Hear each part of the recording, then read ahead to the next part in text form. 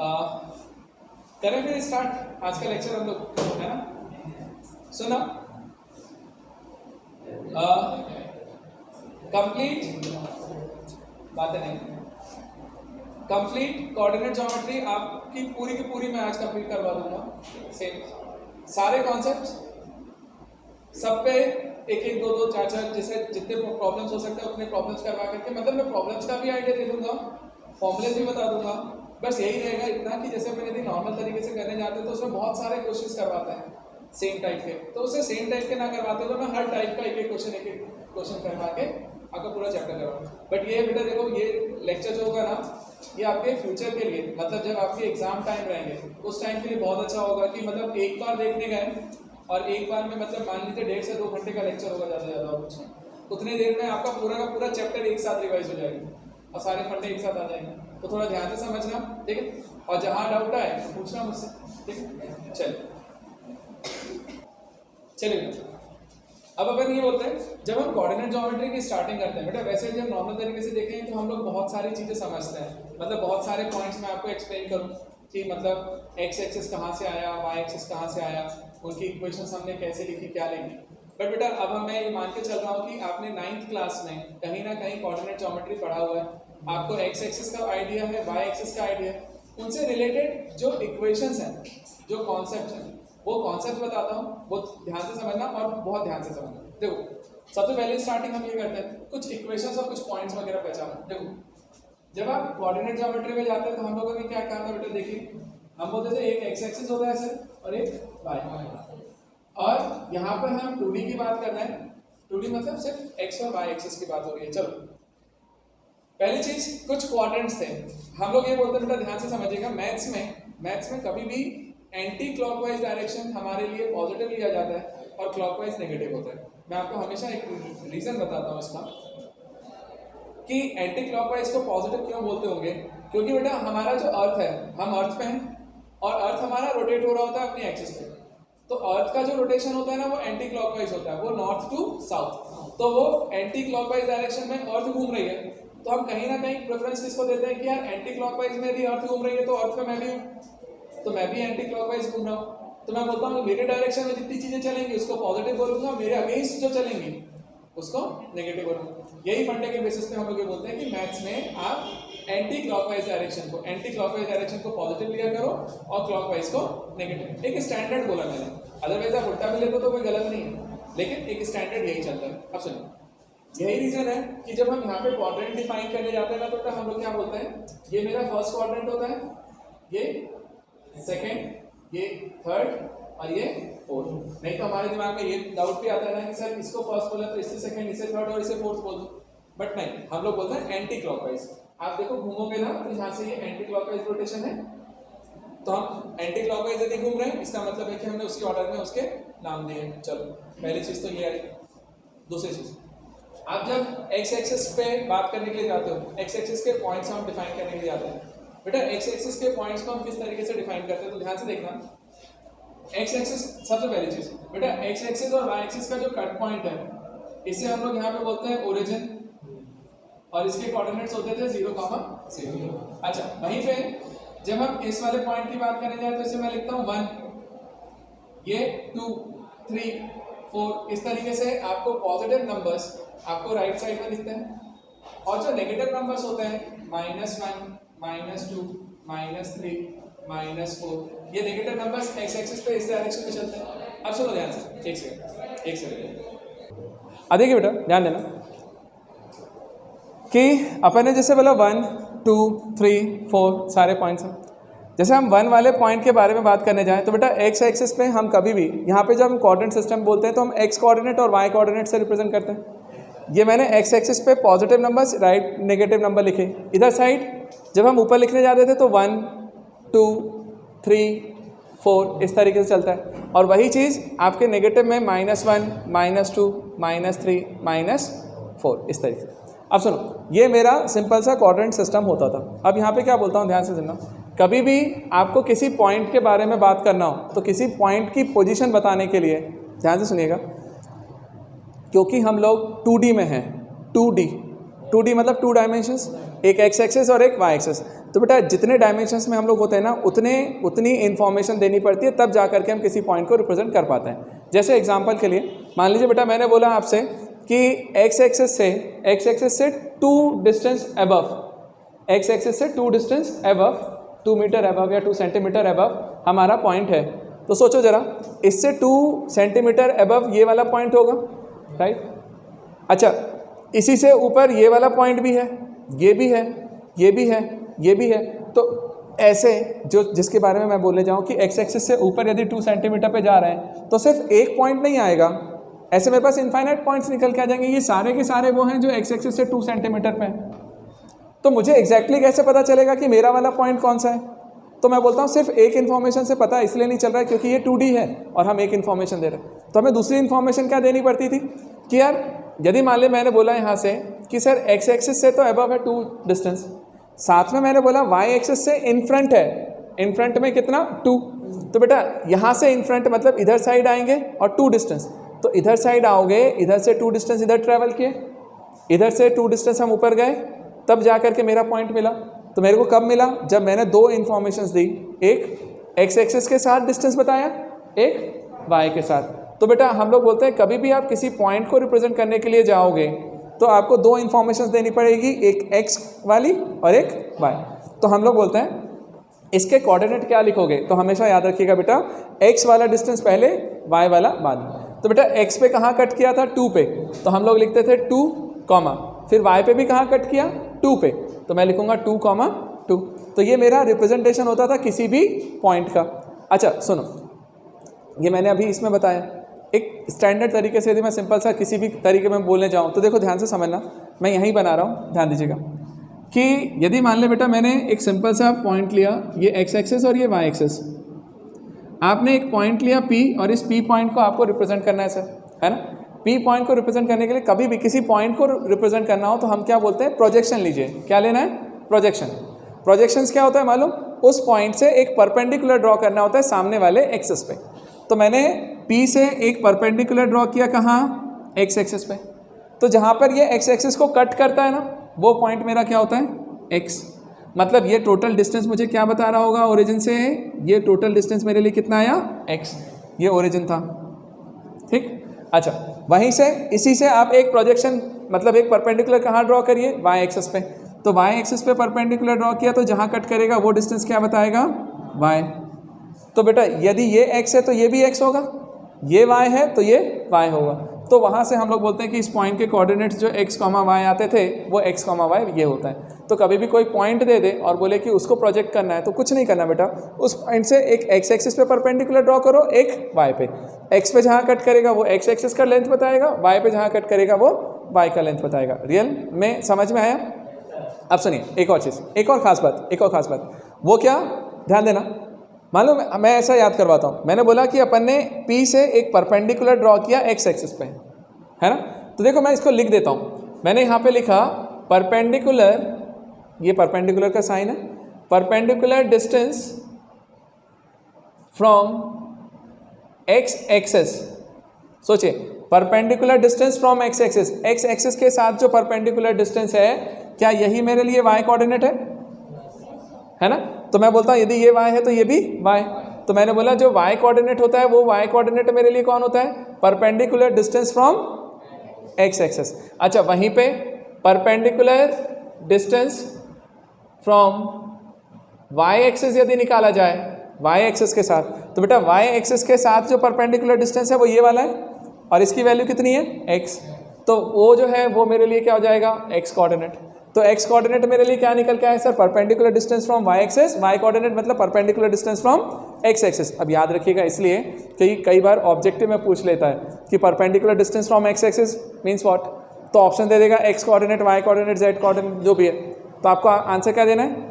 x axis से है तो y कोऑर्डिनेट, y एक्सिस से है तो x कोऑर्डिनेट। अदरवाइज हम लोग गलत क्या कर जाते हैं, हमको ऐसा लगता है कि x से बोल रहा है तो x होगा, y से बोल रहा है तो y होगा, जबकि ये अलग है।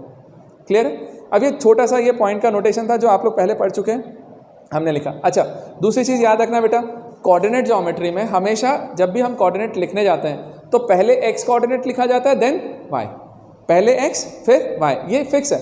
मतलब यदि मैं तुमसे बोलूँ कि -4, 5 एक पॉइंट का कोऑर्डिनेट तो बिल्कुल कंफ्यूज नहीं होना कि -4x होगा कि y होगा। जो पहले लिखा है वो x, जो बाद में लिखा है वो y, वो बाकायदा डिफाइन चलता है। ठीक है, अब सुनिए, यहीं पे अपन एक साइन डिसाइड करते थे क्वाड्रेंट का कि क्वाड्रेंट के साइंस क्या होंगे। तो बेटा यदि x क्वाड्रेंट है, मतलब फर्स्ट क्वाड्रेंट है, फर्स्ट क्वाड्रेंट में x कैसा है? पॉजिटिव, y भी कैसा है? पॉजिटिव। तो हम लोग बोलते हैं फर्स्ट क्वाड्रेंट का साइन यदि कोई बोलेगा तो हम बोलेंगे प्लस कॉमा प्लस। तो फर्स्ट क्वाड्रेंट के पॉइंट की खासियत होती है कि उसका x भी पॉजिटिव होता है और y भी पॉजिटिव होता है।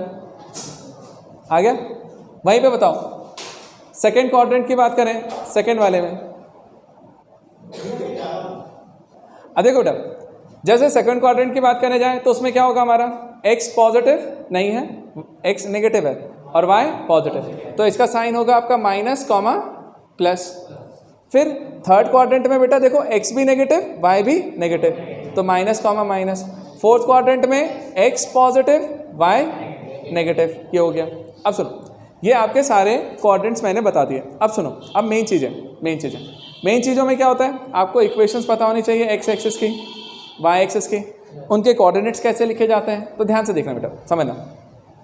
जब हम यहाँ लिखने के लिए जाएं, सोचो यदि मैं इस 3 वाले पॉइंट को लिखने जाता हूँ तो मैं क्या बोलता हूँ, x एक्सिस पर है तो ये 3 और y कोऑर्डिनेट यहाँ पे कितना है? 0, हाइट है ही नहीं, तो हम लिखते हैं ना 3,0।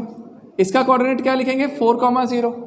x एक्सिस पे जितने भी पॉइंट आएंगे, -2 है तो -2,0, -4 है तो -4,0। मतलब तुम्हें एक चीज़ समझ में आएगा कि सर x एक्सिस पे जितने भी हम पॉइंट्स शो करने जा रहे हैं, x एक्सिस पे जितने भी पॉइंट्स आप शो कर रहे हो, उन सब में x कोऑर्डिनेट की वैल्यू बदल रही है। 3, 4, 2, -2, 1, 4 सब चलेगा, हाँ या ना?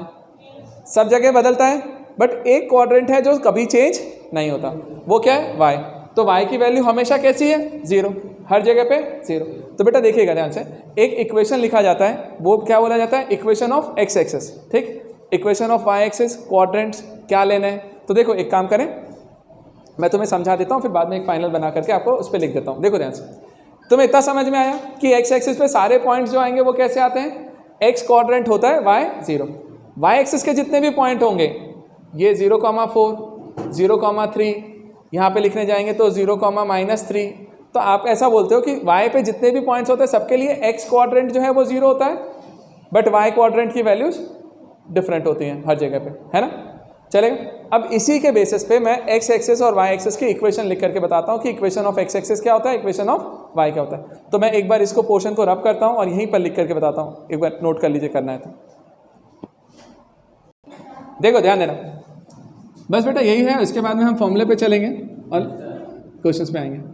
x एक्सिस, y एक्सिस, ध्यान देना बेटा, x एक्सिस पे कभी भी आपसे बोला जाता है इक्वेशन ऑफ x एक्सिस, तो हम लोग बोलते हैं इक्वेशन ऑफ x एक्सिस जो होगा वो होता है आपका हमेशा y = 0।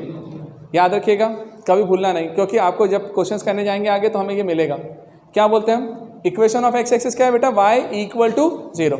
क्यों बोलते हैं y = 0? क्योंकि x एक्सिस के हर पॉइंट पे y कोऑर्डिनेट की वैल्यू 0 होती है। तो हम इक्वेशन उसी को बोलते हैं जो सबके लिए सेम हो, यदि सिर्फ एक के लिए नहीं, जो सबके लिए सेम हो उसको इक्वेशन बोलना है। तो x एक्सिस के हर पॉइंट पे y कोऑर्डिनेट 0 होता है, तो हमने बोला y = 0 मेरा इक्वेशन है। अच्छा, इसी तरीके से जब हम y एक्सिस की बात करने जाएं तो यहाँ पर बोलते हैं बेटा इक्वेशन ऑफ y एक्सिस जो आएगा आपके लिए हमेशा y axis, equation of y axis होता है x = 0। क्यों बेटा x = 0? क्योंकि y एक्सिस के हर पॉइंट पर x क्वाड्रेंट जो था वो 0 था और y क्वाड्रेंट जो था वो बदल रहा था, तो हमने x को 0 कर दिया। यहाँ पर हमने बोला इसकी इक्वेशन है y = 0। चलेगा।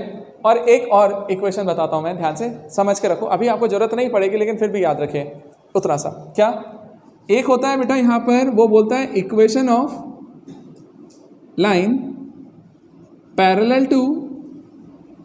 To x axis. एक लाइन की इक्वेशन बताइए जो x एक्सिस के पैरेलल है, एक लाइन की इक्वेशन जो x एक्सिस के पैरेलल है। अब देखो बेटा, x एक्सिस के पैरेलल यदि मैं बनाने जाऊँ, मान ले बेटा ये वाली लाइन है, वो सपोज हमने बोला x एक्सिस के पैरेलल लाइन ये वाली है। अब ये किसी ना किसी पॉइंट से जा रही है, मान लो उसको हम कांस्टेंट c बोल देते हैं। c इसलिए बोल रहा हूँ कि कभी वो 1 से जाएगी, कभी 2 से जाएगी, कभी 3 से जाएगी, कभी 4 से जाएगी, जिससे जाए जाने दो। मैंने उसको एक कांस्टेंट मान लिया c। सुनो, अब सी से जाने वाली और एक्स एक्सिस के पैरेलल लाइन की इक्वेशन हमको बतानी है कि इसकी इक्वेशन क्या लिखें। तो देखो एक चीज़ सिंपल सा सोचो यार, इसके कोई भी पॉइंट उठाएंगे हम, कोई भी पॉइंट, सपोज करो यहाँ से एक्स की वैल्यू कितनी थी 1। बेटा इस पर मुझे बताओ इस लाइन पर जो पॉइंट आएगा इसके कोऑर्डिनेट क्या लिखेंगे आप? एक्स कोऑर्डिनेट क्या है 1 और वाई सी, तो 1, C, 0 नहीं C, ठीक। अच्छा इसके बाद अगला पॉइंट कहीं आ रहा होगा तो 2 हो रहा होगा, तो x की वैल्यू 2, y की तो वैल्यू C है, x की वैल्यू 3, y C। इधर साइड लिखने जाएंगे तो x की वैल्यू -1 आएगी, y C। अरे y कोऑर्डिनेट तो सेम ही है ना, हाइट, समझा? तो इस पूरी इक्वेशन पे आप एक चीज नोटिस करो कि x कोऑर्डिनेट जो है वो बदल रहा है, बट y की वैल्यू सबके लिए एक जैसी है, और क्या है y = C, सब पे C मिल रहा है। तो हम बोलेंगे इसकी जो इक्वेशन होती है इस इक्वेशन को बोलते हैं y = C, मतलब y कांस्टेंट। तो जैसे कभी कोई बोले तुमसे कि y = 3, सपोज मैं लिख के बताता हूँ, y = 3 का ग्राफ कैसा होगा, लाइन कैसा बनेगा? आंख बंद करके बनाओ, कैसा बेटा? y = कांस्टेंट है, y = constant means x axis के पैरेलल बनेगा। कहाँ से बनेगा? जो नंबर लिखा होगा 3 है तो हम 3 पे गए और 3 पे जाकर के x के पैरेलल लाइन बना दो, ये आपकी इक्वेशन है, चलेगा? इसी तरीके से यदि मान लीजिए मैंने कभी तुमने दिया x = -3, अब वो बनाते हैं, चलेगा? अच्छा यदि मैं लिखता y = -4, तो हम क्या बोलते हैं? y = कांस्टेंट, कांस्टेंट है मतलब x के पैरेलल बनेगा। कहाँ बनेगा? -4 पे, -4 पे गए और यहाँ बना दिया, तो ये मेरा आंसर है, चलेगा? तो इस तरीके से जाओ और आंसर निकाल के ले आओ, ये आपका एक फंडा हो गया तरीका। अब सुनो, ये तरीका मैंने तुम्हें दे दिया, तो ये अपना equation of line parallel to x axis का इक्वेशन आया। इसी तरीके से बेटा एक इक्वेशन होता है equation of line parallel to y axis. आपने x एक्सिस लिखा है तो अब y देखो, देखो ध्यान से, last equation of line parallel to y axis. बेटा अब आपको ना ये सारी इन्फॉर्मेशन इसलिए पता होनी चाहिए क्योंकि आपका पेपर ऑब्जेक्टिव होने वाला है, तो ऑब्जेक्टिव के हिसाब से सोच के चलो, वो कहीं से भी रिलेट करेगा, और ज़्यादातर चीज़ों में हम कोशिश करेंगे कि आपको शॉर्टकट्स दिए जाएं ताकि अपन जल्दी से जल्दी अपन आंसर्स लेकर के आएंगे, ठीक है? बट मैं आपको पूरा कॉन्सेप्ट भी समझा रहा हूँ, साथ में वो भी लेके आ रहा हूँ, मतलब कुछ भी बचा नहीं रहा हूँ। देखो इसकी इक्वेशन क्या होगी? x = constant. कैसे बेटा? y के पैरेलल लाइन है, मान लीजिए ये लाइन है, अब इसके किसी भी पॉइंट को उठा लो आप, यहाँ पे सोचो, यदि मान लीजिए ये C से जा रहा है y, तो हम क्या बोलेंगे बताओ? इसके कोऑर्डिनेट क्या होंगे? C, 0। इस पर जो पॉइंट होगा सर उसके लिए C, -1 नीचे साइड। इस पे जाएंगे तो C, -2। आपने नहीं दिख रहा कि x कोऑर्डिनेट तो बदलेगा ही नहीं, सिर्फ y बदल रहा है, तो x तो हमारा C ही रहेगा ना, y बदल रहा है, तो हम इक्वेशन क्या लिखेंगे? x = constant. तो बस x = कांस्टेंट जैसे ही लाइन मिले, इक्वेशन मिले, आप समझ जाना कि वो लाइन कौन सी है, पैरेलल टू y एक्सिस, और इजीली ड्रॉ करना। कैसे? यदि मैंने बोला x = 2 का ग्राफ बनाओ सर, ठीक, x = 2, तो मैंने बोला x = कांस्टेंट मतलब y के पैरेलल, 2 मतलब कहाँ से जाएगा? 2 वाली लाइन से, तो 2 वाले से ये लाइन बना दी, चलेगा? यहीं पर यदि मुझे बोलता है x = -3, तो क्या करता मैं? -3 पे जाता, और यहाँ पर अब मैं बना दूंगा y के पैरेलल, तो ये लाइन है x, ठीक है? तो इस तरीके से हम लोग बेटा सिंपल सी लाइन का ध्यान रखते हैं। तो इतना लाइन का ध्यान रखो।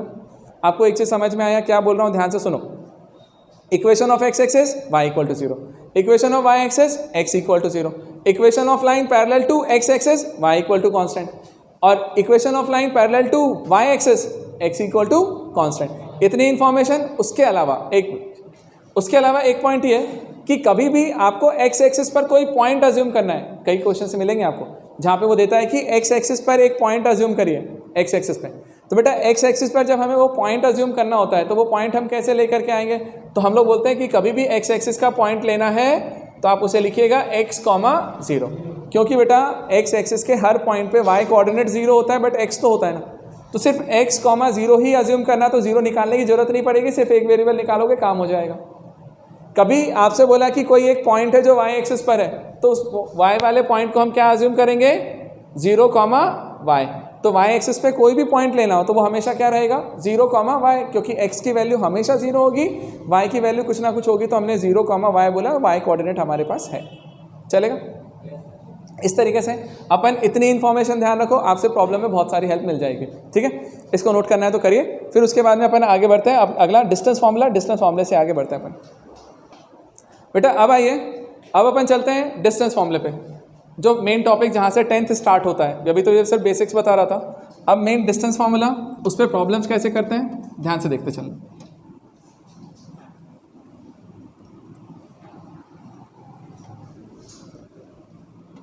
ध्यान देना बेटा, डिस्टेंस फार्मूले में क्या होता है देखो ध्यान से।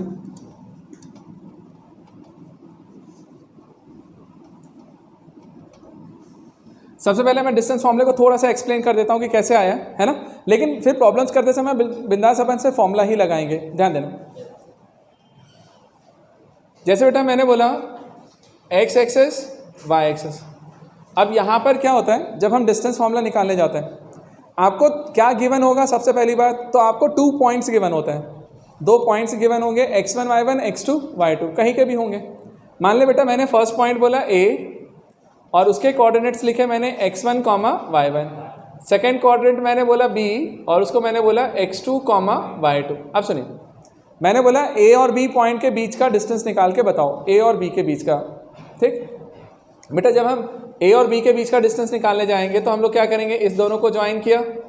आपको ये लाइन बतानी है कि इस लाइन की लेंथ कितनी आ रही है। आपसे लाइन का लेंथ पूछा है, मतलब distance between a and b, तभी हमने डिस्टेंस फार्मूला नाम दिया है। अब सुनो, अब इसको निकालने का तरीका क्या है, तो तरीका देखो ध्यान से, सिंपल सा मैं आपको समझा रहा हूँ, बट हम बाद में हम डायरेक्ट फार्मूला लिखेंगे। क्या, कभी भी एक चीज़ याद रखना बेटा, कोऑर्डिनेट ज्योमेट्री में कोई भी फार्मूला निकाल के लाना है तो सबसे बेस्ट तरीका होता है, जो पॉइंट्स दिए जाए सबसे पहले उसे प्रोजेक्ट करो, वो आपको खुद ब खुद आइडिया दे देंगे। कैसे, मेरे पास x1 y1 था, मैंने यहाँ से एक प्रोजेक्शन लिया, जहाँ कट करेगा वो x कोऑर्डिनेट होगा, इसका x1 है, मैंने बोला ये सर x1 लेंथ हो गई।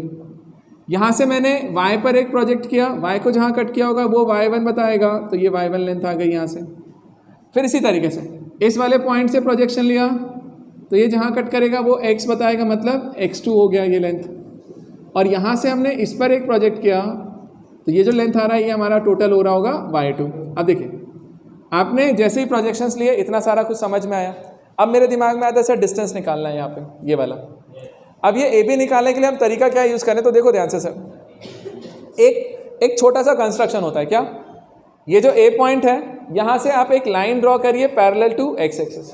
तो एक्स एक्सिस के पैरेलल मैंने एक लाइन यहाँ पे ड्रॉ कर दिया, एक्स डैश, चलेगा।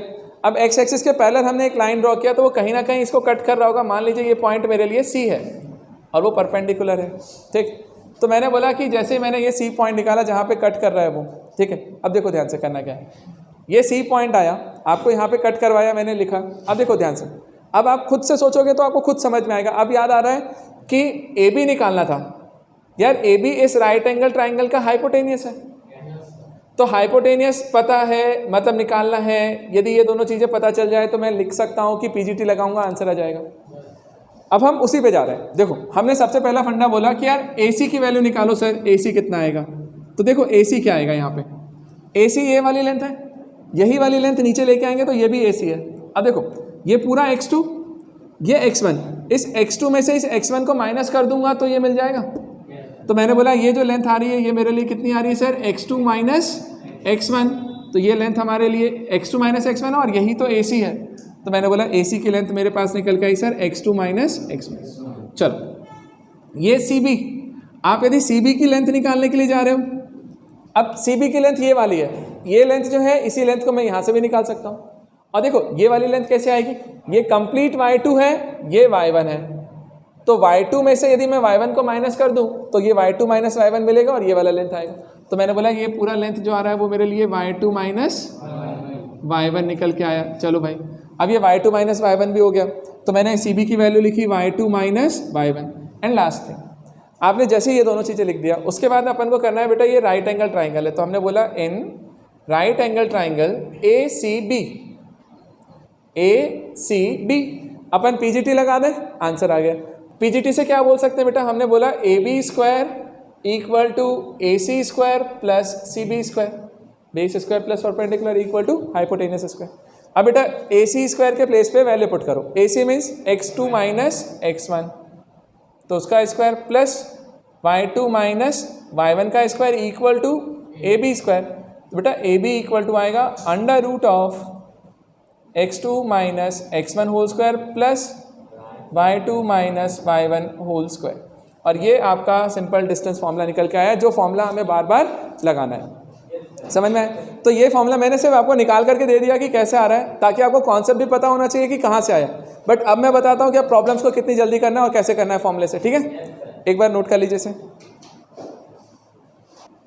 अब देखिए बेटा, ध्यान देना, इस फॉर्मूले के बाद सुनो, अब बातें नहीं बेटा, बातें नहीं, ध्यान दीजिए। अब इस वाले फॉर्मूले को लगाना कैसे, ध्यान से देखो। आपके पास एक प्रॉब्लम दिया हुआ है x1 कॉमा y1, दूसरा पॉइंट दिया है x2 कॉमा y2। आपको निकालना है ए बी का डिस्टेंस। बेटा सीधा फॉर्मूला याद रखिए कैसे लिखना है, A B equals to under root of, अब देखो ध्यान से, अंडर रूट में क्या, x2 minus x1 whole square plus y2 minus y1 whole square. मैं क्या बोलता हूँ, सिंपल सा, दोनों के x का डिफरेंस निकालो, दोनों के y का। आप ऐसा याद रखो, तो x का डिफरेंस, तो ये फाइनल वाला x, तो x2 माइनस किया x1 उसका स्क्वायर प्लस y वालों का डिफरेंस, तो y2 माइनस y1 उसका स्क्वायर। मतलब फॉर्मूला वही निकला जो वहाँ पे था। बट देखो जैसे तरीके से मैंने बोला, तो अब इससे आंसर्स कितनी जल्दी आएंगे। कैसे, मैंने बोला कभी एक पॉइंट दिया -3,4, दूसरा पॉइंट दिया b 7,-2। मैंने बोला यार इन दोनों के बीच का डिस्टेंस निकालो ए बी। अब देखो ए बी निकालने का तरीका, A B equal to under root, मैं सीधे लिखूंगा, मैं कोई फॉर्मूला नहीं लिखने वाला। अरे अब आप ऑब्जेक्टिव में हो, टाइम बचाओ। आप सीधे x वालों का डिफरेंस लिया, तो x मतलब इधर का x लिखा 7, फिर माइनस, फिर इधर का x, तो ये -3 है, तो माइनस माइनस प्लस, तो 7 + 3 का स्क्वायर प्लस y वालों का डिफरेंस, तो -2, फिर मेरा माइनस और ये 4 वाला माइनस, तो इसका स्क्वायर कितना आ गया, अंडर रूट ऑफ बेटा 7 + 3 10 का स्क्वायर, तो 100, और -2 -4 -6 का स्क्वायर, तो 36। तो आंसर आया अंडर रूट 136। अब आपको जितना सॉल्व करना है कर दो, नहीं करना छोड़, चलेगा। तो अपन इस तरीके से यहाँ पे निकाल सकते हैं अंडर रूट 136 को, और तोड़ लेना आप, चलेगा। आपको एक चीज़ समझ में आया कि फॉर्मूले को इस तरीके से लगाओगे तो बहुत जल्दी लगेगा। अदरवाइज आप यदि फॉर्मूला लिखने जाओगे तो पहले फॉर्मूला लिखोगे, उसके बाद उसमें वैल्यू पुट करोगे, फिर निकालोगे। और यदि गलती से x1 और x2, मैंने x1 और x2 की वैल्यूज़ गलत रख दी, तो आप पूरा आंसर गलत, चलेगा, ठीक। अब देखो ध्यान से, इस पर बेस एक सिंपल सा प्रॉब्लम आपसे क्या दिया, इस टाइप के क्वेश्चंस आते हैं, है ना, आपके एग्जाम्स में आपको क्वेश्चंस मिलेंगे। कैसा कि कई बार तो वो डायरेक्ट डिस्टेंस निकलवाता है कि डिस्टेंस बता दो 2 पॉइंट के सब कुछ दे करके, तो निकाल देंगे। अदरवाइज दूसरा वाला प्रॉब्लम ऐसा रहता है कि if the distance between the points 4, P and 1, 0 is 5, then find the value of P। आपको ऐसा बोला, एक पॉइंट A है, A के कोऑर्डिनेट्स मैंने बोले बेटा 4, P, दूसरा सेकंड पॉइंट हमारे पास B है, उसके कोऑर्डिनेट्स मैंने बोले 1, 0, और मैंने बोला इन दोनों के बीच का जो डिस्टेंस है वो मेरे पास 5 है। अब बेटा यदि मैं ऐसा दे रहा हूँ और मैंने तुमसे बोला यार मुझे बस सिर्फ आप P की वैल्यू कैलकुलेट करके दीजिए, तो हम सिंपल सा फॉर्मूला लगाते हैं। हमने बोला यार A B equal to under root, बेटा ए बी की वैल्यू कैसे निकलेगी, तो simple distance formula. Distance formula क्या लगेगा, देखो मैंने बोला था x2 माइनस x1 आप करें कहीं से भी कहीं। अच्छा सुनो एक बात और, चाहो तो इसे पहले लिखो, चाहो तो इसे पहले लिखो, कोई फ़र्क नहीं पड़ता क्योंकि स्क्वायर होने वाला है। तो आपको जहाँ अच्छा लगे वो लिख दीजिए। जैसे मैंने मान लीजिए इसको पहले लिख दिया 4, तो इसका x लिया तो इसके 1 को माइनस कर दो, कोई दिक्कत नहीं है, अरे चलेगा, वैलिड है। प्लस इसका x कौन है p, माइनस इसका कौन है 0, तो उसका स्क्वायर किया। अब यहाँ से यदि मैं सॉल्व करने जाऊँ तो कितना निकलेगा बेटा, 4 - 1 3, 3 का स्क्वायर 9, तो मैंने लिखा 9 प्लस यहाँ से सिंपल p का स्क्वायर बना। और एक चीज़, ये जो ए बी लेंथ है, ए बी लेंथ आपको गिवन थी 5, मैंने लिख दिया 5। अब जैसे ही आपने 5 लिखा, इसको स्क्वायरिंग कर दो बेटा बोथ साइड, 5 का स्क्वायर करेंगे 25 equal to 9 plus p square, तो बेटा p square equal to 25 minus 9 मतलब 16, और p equal to plus minus 4, ठीक। तो p की वैल्यू क्या निकल के आई, प्लस माइनस 4। तो बेटा ये हमारा आंसर हुआ फर्स्ट वाले प्रॉब्लम का। अब देखो कितना सिंपल तरीके से निकला है, ठीक, कुछ भी नहीं किया, डिस्टेंस फॉर्मूला डायरेक्ट लगाया। यदि तुम उसमें जाओगे x2 - x1 y2 - y1 में तो थोड़ा सा लंबा जाएगा और कंफ्यूज हो गए। बेहतर है मेरे तरीके से लगाओ, तुरंत आंसर आएगा। दूसरा देखो, दूसरा अपन जाते हैं सेकेंड वाले प्रॉब्लम पे, ठीक है, वो देख लेना। अब देखिए बेटा, अब ये सेकेंड वाला प्रॉब्लम देखो, सेकेंड वाले प्रॉब्लम में क्या बोला वो देखना। ये क्वेश्चन भी बहुत नॉर्मली पूछ सकते हैं हम लोग। क्या बोला, ध्यान देना ध्यान से बेटा। जो सेकेंड वाला प्रॉब्लम है ना, उसमें ऐसा क्वेश्चन है कि a circle has its centre at origin. एक सर्कल है, उसका सेंटर ओरिजिन पे। अच्छा एक बताएं, ऐसे क्वेश्चंस को हमेशा ड्रॉ करिए। आप जितना अच्छा ड्रॉ करेंगे उतना अच्छा आपको इन्फॉर्मेशन मिलेगा। मेरे को बोला एक सर्कल है, मैंने सर्कल बनाया। उसने मुझे बोला सर्कल का जो सेंटर है सर ओरिजिन पे, मैंने ओरिजिन ले लिया, ओ पॉइंट बोल दिया। चलो, and a point P 5,0 lie on it. अब सुनो, लाइज ऑन इट। अब सुनिए, एक जो पॉइंट है P 5,0 वो सर्कल के ऊपर है, तो सर्कल के ऊपर लाई कर रहा है, मतलब P पॉइंट लिया, इसको मैंने 5,0 लिख दिया। अब क्या बोला उसने, the point Q 6,8 lies outside this circle. बेटा इस वाले में ये एक्चुअल में ट्रू फॉल्स वाला क्वेश्चन था कि जो मैंने लिखा है, ऑप्शंस दूंगा मैं आपको। पहला कि पहला ऑप्शन है क्या ये स्टेटमेंट ट्रू है, दूसरा स्टेट ऑप्शन है क्या ये फॉल्स है, तीसरा है कांट से हम कुछ बोल ही नहीं सकते, चलेगा। तो आप क्या इन्फॉर्मेशन देने वाले हो, तो देखो ध्यान से, अपन लोग सिंपल चेक करो कि क्या ये प्रॉब्लम सही है या नहीं है। इसने क्या बोला, आउटसाइड, आउटसाइड में कौन है, Q है ना। तो हमने बना लिया, देखो यहाँ पे मान लीजिए मैंने यहाँ पे बना लिया Q, और Q के कोऑर्डिनेट्स मैंने लिख दिए, है ना, इसके अकॉर्डिंग 6,8। चलो, अब 6,8 मैंने यहाँ पे लिखा। अब जरा देखो मैं क्या बोलता हूँ, एक ही लाइन में मैंने इसलिए बनाया ताकि आपको समझ में आए। ध्यान देना, सबसे पहले आप OP निकालो। जो OP है वो OP हमारा रेडियस होगा, सर्कल का रेडियस। तो OP निकाला तो OP की वैल्यू आएगी डिस्टेंस फॉर्मूले से अंडर रूट। बेटा ये x1 y1 ये x2 y2, सिंपली लिखो। क्या लिख सकते हैं हम, 5 - 0 का स्क्वायर, और फिर y वालों को डिफरेंस निकालेंगे तो दोनों ही 0 है, तो 0 - 0 का स्क्वायर। तो एक्चुअल में ये बना तुम्हारे पास सिर्फ अंडर रूट 25 प्लस 0, 5 का स्क्वायर 25, और रूट 25 कितना होता है, 5। मतलब तुम्हें एक चीज़ समझ में आया कि सर इसका जो OP है, OP मतलब क्या, रेडियस। तो बेटा OP की जो लेंथ आ रही है ना, अब मैं इस प्रॉब्लम को रब कर रहा हूँ ना, ठीक है, अपन सोच लेंगे। देखो ध्यान से, जो OP की वैल्यू है, OP हमारा कौन है यहाँ पे, तो हमने बोला सर ये रेडियस था, और रेडियस की वैल्यू कितनी आई, 5। चलो अगला निकालो आप उसी का लेंथ OQ मतलब सेंटर से Q का डिस्टेंस, सेंटर से Q का डिस्टेंस। अब OQ निकालने जाएंगे तो हम फॉर्मूला लिखेंगे अंडर रूट ऑफ, अब x1 y1 कौन है, 0 0, x2 y2 कौन है, 6,8, क्योंकि हम OQ निकाल रहे हैं तो Q वाला पॉइंट लेना पड़ेगा ना, P को भूल जाओ, चलेगा। तो हमने P को छोड़ा तो हम Q को लेंगे, तो x माइनस x का डिफरेंस, तो बेटा 6 - 0 का स्क्वायर, y का डिफरेंस तो 8 - 0 का स्क्वायर। तो बेटा अभी अपन इसको निकालने जाएंगे तो अंडर रूट आएगा, 6 का स्क्वायर मीन्स 36, और 8 का स्क्वायर मतलब 64। आंसर आएगा √100, मतलब आंसर है 10। अब देखो एक चीज़, जो OQ आया वो तुम्हारा 10 है, OP जो आया वो 5 है, और रेडियस से ज़्यादा डिस्टेंस OQ का है, रेडियस से ज़्यादा है। तो रेडियस से ज़्यादा होने का मतलब सर्कल के बाहर है, हाँ ना। रेडियस इसके अंदर जो भी होंगे वो 5 से भी कम आएंगे। तो रेडियस से यदि छोटा डिस्टेंस आए तो सर्कल के इनसाइड है, रेडियस के इक्वल आए तो ऑन द सर्कल है, और यदि रेडियस से भी बड़ा आए तो आउटसाइड द सर्कल है। तो ये केस मेरा कौन सा वाला है, जहाँ पे मैं बोल रहा हूँ वो पॉइंट जो है वो कैसा है, आउटसाइड द सर्कल। तो उसने बोला ही था आउटसाइड द सर्कल, पूछा था ट्रू है या फॉल्स है, तो आंसर है ट्रू है। समझ आए। तो आप सिंपल सा डिस्टेंस फॉर्मूला लगाएंगे, तुरंत आंसर निकल के आएगा, चलेगा। नोट कर लीजिए इसे। अब देखो बेटा ध्यान देना, अब आ जाइए, अब इसके बाद अपन आते हैं सेक्शन फॉर्मूले पे, ठीक है। अब ध्यान देना, इसके बाद में आ जाओ सेक्शन फॉर्मूला क्या है, और सेक्शन फॉर्मूला समझते हैं, फिर उस पर प्रॉब्लम देखते हैं। ध्यान देना, सेक्शन फॉर्मूला बेटा ध्यान से देखिए।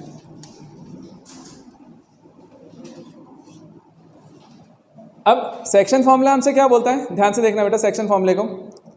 डायरेक्ट फॉर्मूला रटवा रहा हूँ, ध्यान से समझो, और जैसे मैं बोल रहा हूँ बिल्कुल वैसे, ठीक है, ध्यान देना, समझना। बेटा एक पॉइंट है आपके पास ए, इसके कोऑर्डिनेट्स हैं x1, y1। बेटा एक ही लेक्चर में खत्म करना है ना, इससे थोड़ा सा स्पीडली बता रहा हूँ, ध्यान से देखना। x1, y1, बी वाला पॉइंट है x2, y2। आपको कई बार क्या होता है, आपसे ऐसा बोला जाता है कि ए पॉइंट ये वाला है, बी पॉइंट ये है, बॉटम पॉइंट दे दिया, टॉप दे दिया, मेरे से बोला कि टोटल लेंथ कितना है 10। तो आप उस पॉइंट के कोऑर्डिनेट्स बताओ जो इसको 7:3 में डिवाइड कर रहा होगा। 7:3, तो ये रेशो दे दिया जाता है कि मतलब ये 7 और ये 3, तो 7:3 में डिवाइड करने वाले पॉइंट के कोऑर्डिनेट्स निकालना है, तो हम उसको क्या बोलते हैं, सेक्शन फॉर्मूला। सेक्शन क्यों, क्योंकि इनके बीच में से कहीं ना कहीं हमने कट किया, समझ रहे हो। सेक्शन का मतलब ही क्या होता है कि यदि टोटल लेंथ 10 है और मैं 7 और 3 के दो पार्ट बनाना चाहता हूँ, तो 7 वाला पार्ट ये, 3 वाला ये, तो उसके लिए आप कहाँ से कट करोगे, जहाँ से कट करोगे वो मेरा कोऑर्डिनेट है। तो उस कोऑर्डिनेट को निकालने के लिए जो फॉर्मूला यूज़ करते हैं उसको हम क्या बोलते हैं, सेक्शन फॉर्मूला। अच्छा सुनो, सेक्शन फॉर्मूले दो होते हैं, एक होता है इंटरनल सेक्शन के लिए, एक होता है एक्सटर्नल। इंटरनल सेक्शन कब होता है, जब हम बोलते हैं कि एक पॉइंट ए दूसरा बी, और ए और बी के बीच में, ए और बी के बीच में यदि हम कट कर रहे हैं तो वो इंटरनल सेक्शन। और एक केस ऐसा होता है जहाँ पर हम बाहर जाकर के कट करते हैं, मतलब इमेजनरी कहीं ना कहीं, कि आपसे मैं बोलता, जैसे मान लो ये 10 लेंथ है, मैंने आपसे बोला उस वो बताओ जो इसको 17:7 में डिवाइड करता हूँ लेंथ के वाइज, है ना। तो बेटा ये तो 10 ही था, 17 कैसे मिलेगा, तो इसके लिए 7 ऊपर जाना पड़ेगा, तो ये टोटल लेंथ जो होगा वो 17 और ये जो लेंथ है वो 7, तो वो पॉइंट हमें कहीं बाहर मिलता है, तो वो एक्सटर्नल सेक्शन का है। लेकिन अभी आपको एक्सटर्नल सेक्शन नहीं है ज़्यादा, ठीक है, आपको सिर्फ इंटरनल है, इंटरनल समझो, एक्सटर्नल आप 11th में पढ़ना, अच्छे से पढ़ना, ठीक है, आपको मैंने सिंपल बता दिया। अभी सुनो, ए पॉइंट दिया है x1, y1, बी दिया हुआ है x2, y2, और बोलता है सेक्शन फॉर्मूले में, सर एक पी पॉइंट के कोऑर्डिनेट्स बताओ जो इसको m1:m2 में डिवाइड कर रहा हूँ। आपको m1:m2 में डिवाइड करने वाले पॉइंट के कोऑर्डिनेट्स बताने हैं, m1:m2 में। अब m1:m2 में डिवाइड करने वाला पॉइंट ये बताना है, तो देखो बेटा मैं सिंपल बोलता हूँ, आपको इसका x कोऑर्डिनेट अपन क्या करें, p निकालना है ना, तो p को हमने क्या मान लिया, x, y। सुनो मेरी बात ध्यान से, x1, y1 गिवन होगा, x2, y2 गिवन होगा, m1:m2 भी गिवन है, आपको एक पॉइंट दिया हुआ है, वो x, y जो निकालना है।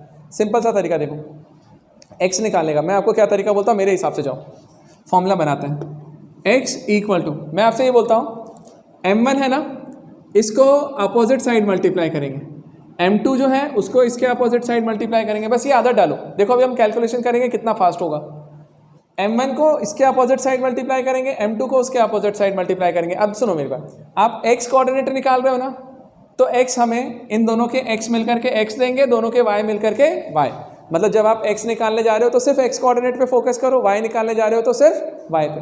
कैसे, देखो ये m1 वाला मल्टीप्लाई होगा अपोजिट वाले x से, तो x2 है तो हमने लिखा m1 x2, फिर प्लस m2 को मल्टीप्लाई करो इसके अपोजिट वाले से, तो m2 मल्टीप्लाई होगा x1 से, तो हमने लिखा m2 x1, और अपॉन में आएगा बेटा m1 प्लस m2, तो हमने लिखा यहाँ से m1 प्लस m2।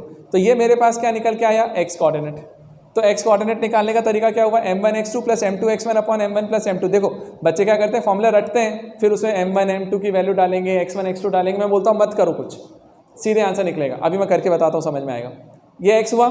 सेम तरीके से जब आप y निकालेंगे, y कोऑर्डिनेट, तो बेटा देखो y के लिए दिमाग में रखो कि सबके y मिलकर के y देंगे, तो मन करना वही काम है, m1 को मल्टीप्लाई करना है अपोजिट वाले y से, तो m1 y2 प्लस m2 को मल्टीप्लाई करेंगे उसके अपोजिट वाले से, तो m2 y1, और अपॉन में दोनों का सम, तो m1 प्लस m2। तो ये बेटा मेरा x कोऑर्डिनेट आया, ये y कोऑर्डिनेट जो मुझे निकालना था। अब देखो मैं तुम्हें अप्लाई करते बताता हूँ, ध्यान से देखो। एक पॉइंट लिया 1 a -3,4, b पॉइंट लिया 2, -3। मैंने बोला p वाला पॉइंट निकालो जो इसे 2:3 में डिवाइड कर रहा हूँ। अब सोचो 2:3 में डिवाइड करने वाले p पॉइंट के कोऑर्डिनेट्स आपको निकालने हैं। अब p के कोऑर्डिनेट्स हम कैसे लिखें, तो देखो ध्यान से, सिंपल सा, p सीधे लिखता हूँ मैं, ध्यान से देखना। सी एक्स कोऑर्डिनेट लिखना है, मुझे मालूम है यार इसको इधर मल्टीप्लाई करेंगे, इसको इधर, अब मन में ही करेंगे ना तुरंत, क्यों इतना टाइम लगाए। 2 मल्टीप्लाई होगा इधर वाले एक्स से, तो 2 × 2 4, फिर प्लस ये 3 मल्टीप्लाई होगा इधर वाले एक्स से, तो 3 × -3 तो -9, तो प्लस माइनस मिलके क्या हो जाएगा -9, आ गया, प्लस माइनस मिलके माइनस हो जाएगा, -9 और अपॉन में दोनों का सम 2 + 3 हो गया, तो 2 + 3 कितना होता है 5। अगला देखो y निकालना है, तो ये 2 को मल्टीप्लाई करो इसके अपोजिट वाले से, 2 को अपोजिट वाले से मल्टीप्लाई करेंगे तो 2 × -3 तो -6, फिर प्लस 3 मल्टीप्लाई होगा इधर वाले 4 से, तो 3 × 4 y से, तो 3 × 4 12, तो +12 अपॉन में 2 + 3। तो बेटा अब ये P पॉइंट के कोऑर्डिनेट्स क्या है 4 -9, तो -5 अपॉन 5, और यहाँ से मिलेगा बेटा 7 अपॉन 6/5, तो आंसर आया आपका P = -1, 6/5, ये आंसर है। ठीक, अब देखो मेरे तरीके से जाओगे तो कितना आसानी से तुरंत आंसर निकलेगा कि सीधे सीधे कैलकुलेशन ही लिखेंगे ना। अदरवाइज बच्चा क्या करता है पता है, पहले वो फॉर्मूला लिखेगा, फिर ढूंढेगा m1 = 2, m2 = 3, x1 -3, x1 y1 4, x2 2, y2 -3, फिर जाके फॉर्मूले में वैल्यू पुट करोगे, फिर कैलकुलेट करोगे, कहाँ इतना टाइम बर्बाद करना है, सीधे निकल के आ जाएगा। तो इस तरीके पे जाओ, तुरंत आंसर निकल के आएगा। नोट करो जल्दी से, तो मैं दूसरा प्रॉब्लम बताऊं। अब देखो बेटा ध्यान देना, ये सेक्शन फॉर्मूले के बाद इसी में सेक्शन फॉर्मूले के बाद बेटा इसी में एक फॉर्मूला आता है मिड पॉइंट थ्योरम का। अब वो मिड पॉइंट थ्योरम समझ लो एक बार, और मिड पॉइंट थ्योरम समझने के बाद फिर आपको प्रॉब्लम्स करवाते हैं, सिर्फ आपके प्रॉब्लम्स करवा देंगे, ध्यान देना।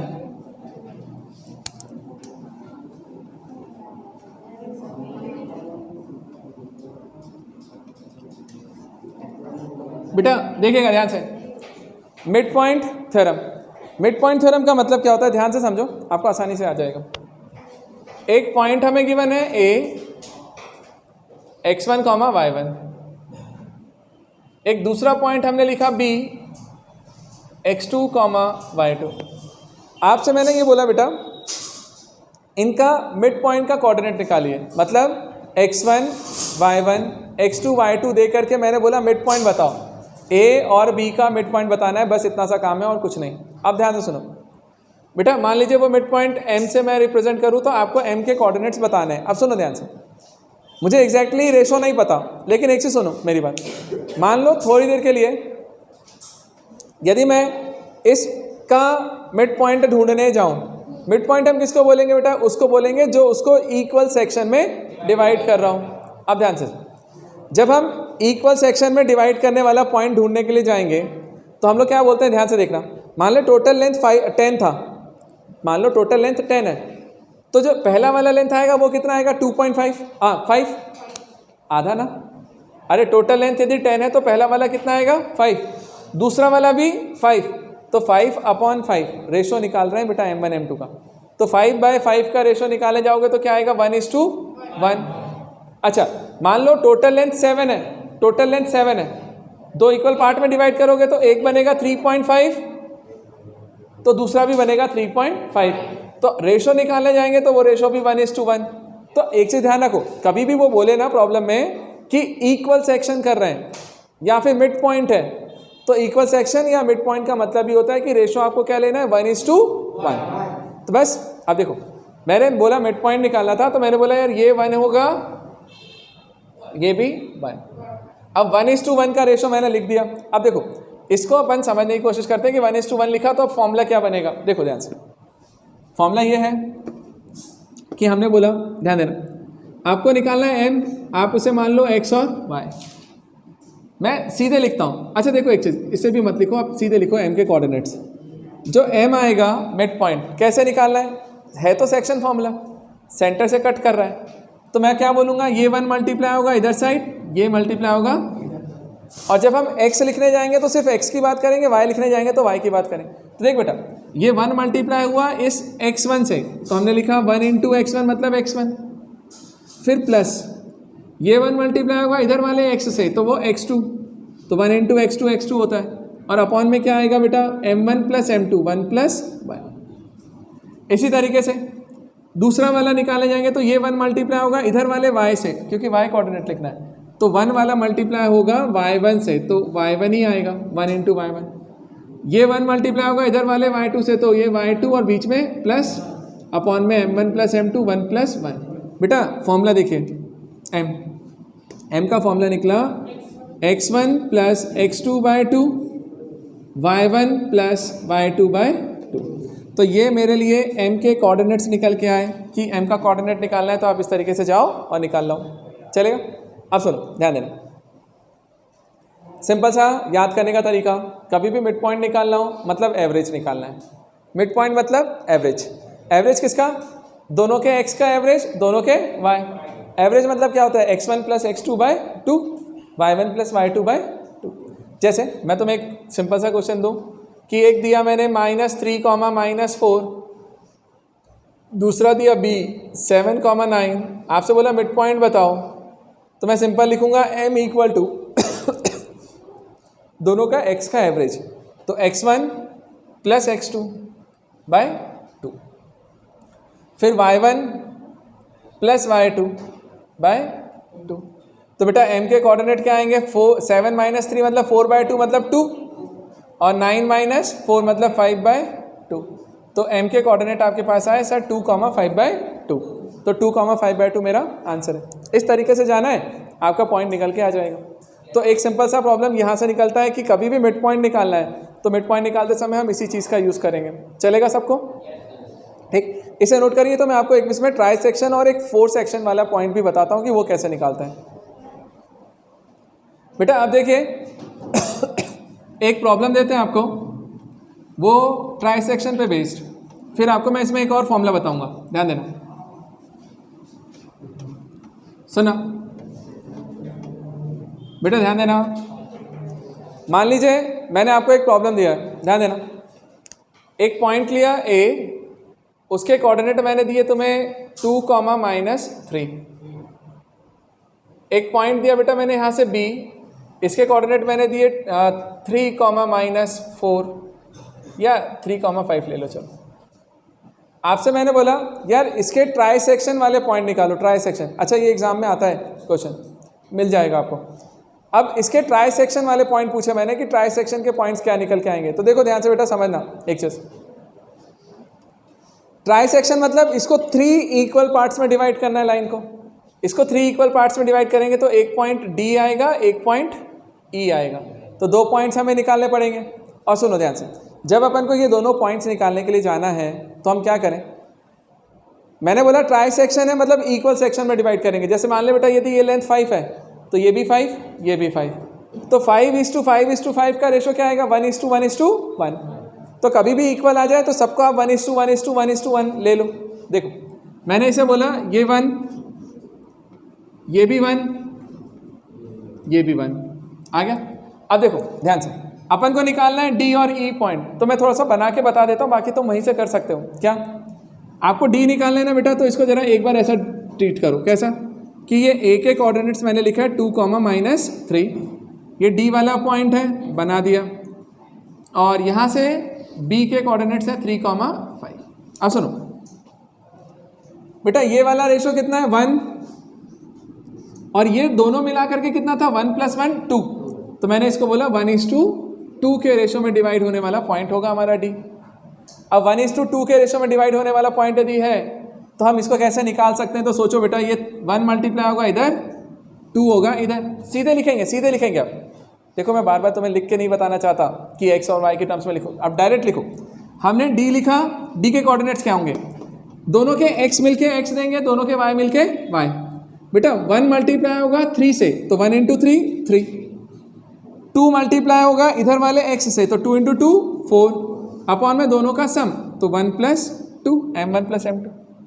इसी तरीके से यहाँ पे y निकाले जाएंगे तो 1 मल्टीप्लाई होगा इधर वाले y से, तो 1 × 5 5, 2 मल्टीप्लाई होगा इधर वाले y से, तो 2 × -3 तो -6 अपॉन 1 + 2। तो बेटा यहाँ से D के कोऑर्डिनेट्स आ गए 7/3, -1/3। तो बेटा D के कोऑर्डिनेट्स ये निकल के आएंगे 7/3 -1/3। इस तरीके से जाओ, आपको डी निकल के आए। अच्छा वहीं पे देखो, ध्यान देना, सुनो, ये डी आया, आपको ई निकालना है। ई निकालने के लिए मैं अब थोड़ा सा चेंज कर देता हूँ। मैंने क्या किया देखना, मैंने ए इधर से लिया, ए के कोऑर्डिनेट 2, -3, इधर से मैंने बी के कोऑर्डिनेट बोले 3, 5, ठीक, छोटा बना दिया। अब ई इधर साइड ले लो, और अब ये कितना हो जाएगा, ये वाला रेशो 1 और ये वाला 2, तो 2:1 के रेशो में डिवाइड कर रहा है ई। अब ई के कोऑर्डिनेट्स यदि तुम्हें लिखने हैं तो देखो मैं लिखता हूँ ई, बेटा ये 1 मल्टीप्लाई होगा इधर साइड, 2 मल्टीप्लाई होगा इधर साइड, ठीक। चलिए 1 मल्टीप्लाई हुआ 2 से तो 2, अरे x वाला x से ही मल्टीप्लाई होता है ना, तो 1 × 2 2, फिर ये 2 मल्टीप्लाई होगा 3 से तो 2 × 3 6, अपॉन में 2 + 1। फिर y निकालना है तो 1 मल्टीप्लाई होगा इधर वाले y से तो -3, 1 × -3 -3, फिर 2 मल्टीप्लाई होगा 5 से तो 2 × 5 10, और डिवाइड में आएगा दोनों का सम तो 2 + 1। बेटा आंसर आया ई, ये आया 8/3 और ये बनेगा 7/3। तो आंसर आ रहा है ई की वैल्यू निकल के आई सर 8/3, 7/3। तो 8/3, 7/3 ई के कोऑर्डिनेट्स आए। चलेगा। अब एक और चीज़ बताऊं, इसी चीज़ को तुम एक और तरीके से कर सकते थे। वो क्या, जैसे ही तुम्हारे पास आपने ए और बी की हेल्प से डी निकाला, क्या बेटा मैं ई को बोल सकता हूं डी और ई बी का मिड पॉइंट है, डी और बी का मिड पॉइंट भी है। तो यदि डी निकल के आ गया तो फिर उसमें x1 + x2/2 करोगे तो भी ई निकलेगा, y1 + y2/2 करोगे तो भी ई का y निकलेगा। तो आप चाहो तो डी और ई के बीच में मिड पॉइंट थ्योरम लगा दो तो भी वही आंसर आएगा जो इससे आएगा। ठीक है। तो मैंने एक प्रॉब्लम तुम्हें करके बता दिया कि इस तरीके से जाओ, कभी भी आए, जितने भी सेक्शन दे, आपको जो पॉइंट निकालना है उसको लो, बाकी सबको एक लो, रेशो बदलेगा, पॉइंट निकल के आ जाएगा। अब एक बार नोट करो इसे, तो मैं एक बार 4 सेक्शन वाला बताता हूँ और उसको अपन मिड पॉइंट से निकालते हैं। बेटा अब देखो, अब एक प्रॉब्लम देखते हैं जो हम 4 सेक्शंस निकालते हैं। यदि जैसे अपने यहाँ से बोला 3 सेक्शन में डिवाइड किया, अब यदि कई बार बोलता है वो कि 4 सेक्शन में डिवाइड किया तो वो पॉइंट बताओ। अच्छा देखो, मैं रैंडमली कोई भी नंबर लेकर के करवा रहा हूँ, आपके पास जो भी क्वेश्चन आए पॉइंट्स बदलेगा, मेथड सेम है। सुने, मान ले बेटा ए पॉइंट बोला मैंने, ए के कोऑर्डिनेट्स मैंने दिए 2, 6 और बी के कोऑर्डिनेट मैंने दिए 4, 8। चलेगा, ठीक है। 2, 6, 4, 8। अब मैंने बोला यार इसको 4 इक्वल पार्ट्स में डिवाइड करने वाले पॉइंट के कोऑर्डिनेट्स बताओ। 4 इक्वल पार्ट्स में डिवाइड करना है। अब सुनो 4 पार्ट्स में डिवाइड करना है तो 1, 2, 1, 3। तो देखो, एक पार्ट, दूसरा पार्ट, तीसरा पार्ट, चौथा पार्ट, मतलब 4 पार्ट में डिवाइड करने तो 3 पॉइंट्स निकालने पड़ेंगे। 3 इक्वल पार्ट्स में डिवाइड किया था तो 2 निकाले थे। तो देखो बेटा, इनके नाम दे दो आप डी, ई, एफ। अब सुनना मेरी बात, यदि मैं बोलता हूं कि 1:1:1 के रेशो में डिवाइड करेंगे क्योंकि इक्वल सेक्शन में बोला है, तो बेटा एक तरीका ये है कि हम इसको 1 बोलें, ये भी 1, ये भी 1 और ये भी 1। अब सुनो मेरी बात, ध्यान देना।